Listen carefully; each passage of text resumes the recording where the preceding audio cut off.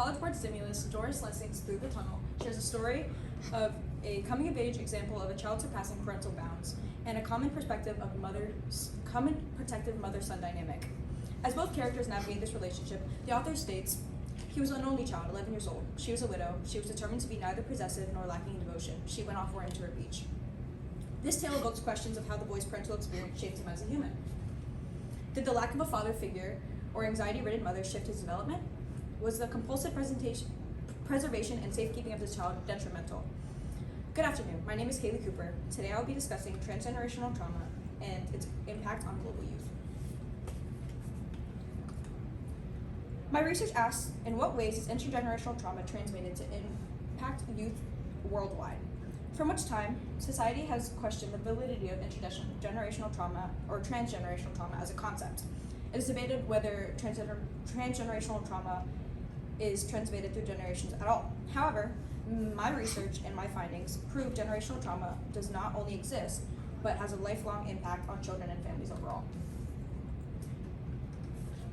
To answer my question, my findings will be defending the genuineness and role of intergenerational trauma as it negatively influences adolescents as a result of parental absence, race-based traumatic stress, and a harmful child rearing method. One leading catalyst of generational trauma is the leave and unavailability of a parent figure during the child's developmental years. Parental incarceration. In a Cornell University study, it was found that through processes including but not limited to traumas as a result of parent-child separation, social isolation, social stressors, psychological shifts, and economic strain,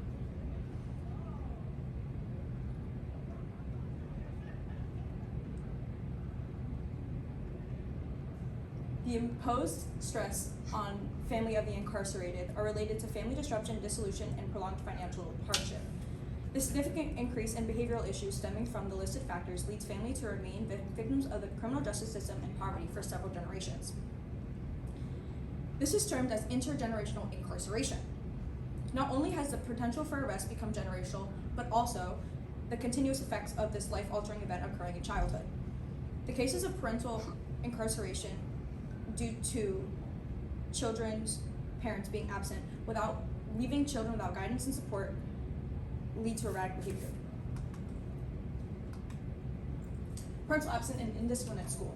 If you look at this chart, we see the emotional parental absence and adolescent cases of indiscipline at school. We see the correlation being 0.853, which is positive. Regarding emotional and physiological parental absence, the behavioral effects are similar to physical absence.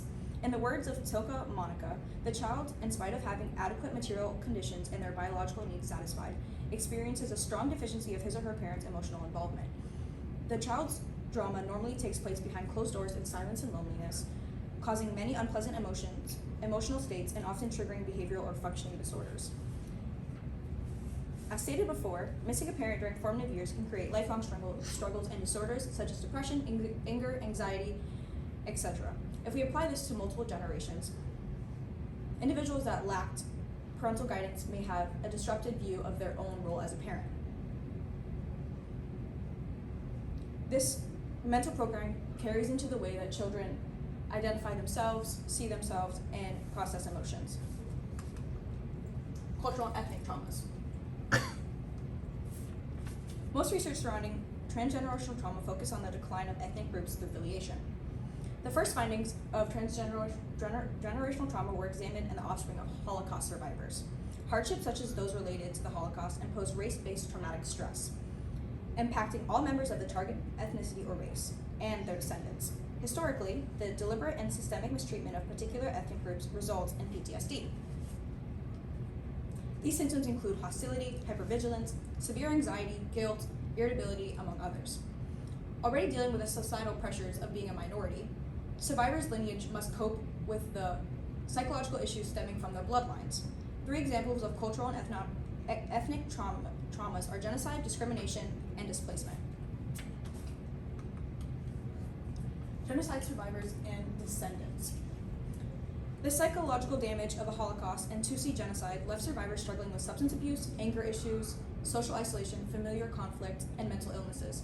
Children of survivors demonstrate higher levels of depression, anxiety, and paranoia. Symptoms of PTSD are also present despite these generations not experience trauma firsthand. This can be due to epigenetic transmission. In the case of the Armenian genocide, there are 6 major responses to the survivors and their descendants.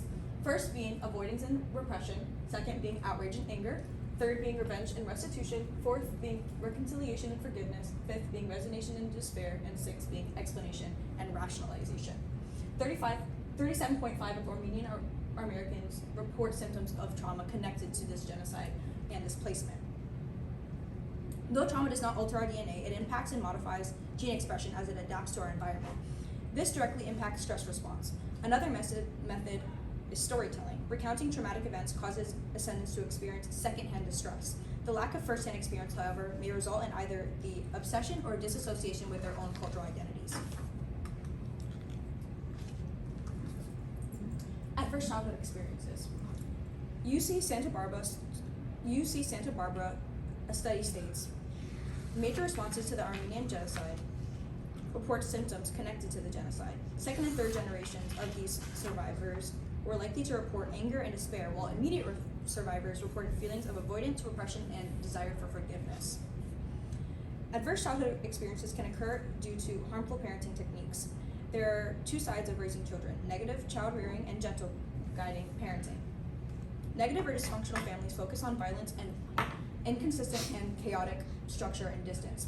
Guiding parenting is characterized as no abuse, healthy communication, secure attachment, and personal privacy.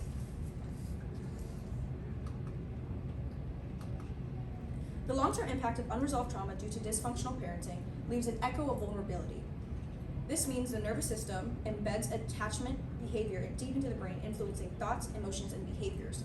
This echo of vulnerability leaves children more susceptible to mental illness. Solutions and limitations. To solve this issue of intergenerational trauma, one step closer to finding a solution would be cognitive behavioral family therapy, or potentially hypnotherapy.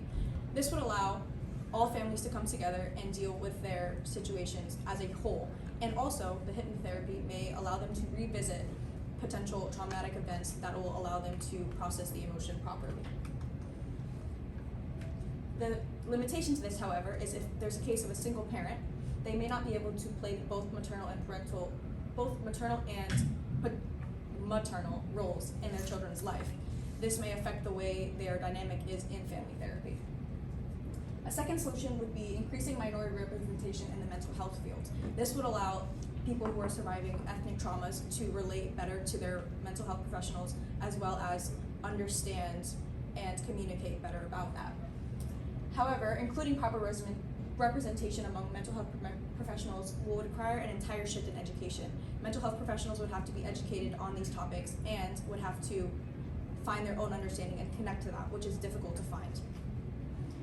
A third solution would be practicing and teaching gentle parenting methods. As we see in recent days, these gentle parenting methods are coming more so into play, and people are focusing on it more as society deems problems as wrong. Breaking the cycle of family habits and cultural taboos would be a limitation to this. So, thank you. Yay, sorry, there's no applause. All right, 2 questions for you.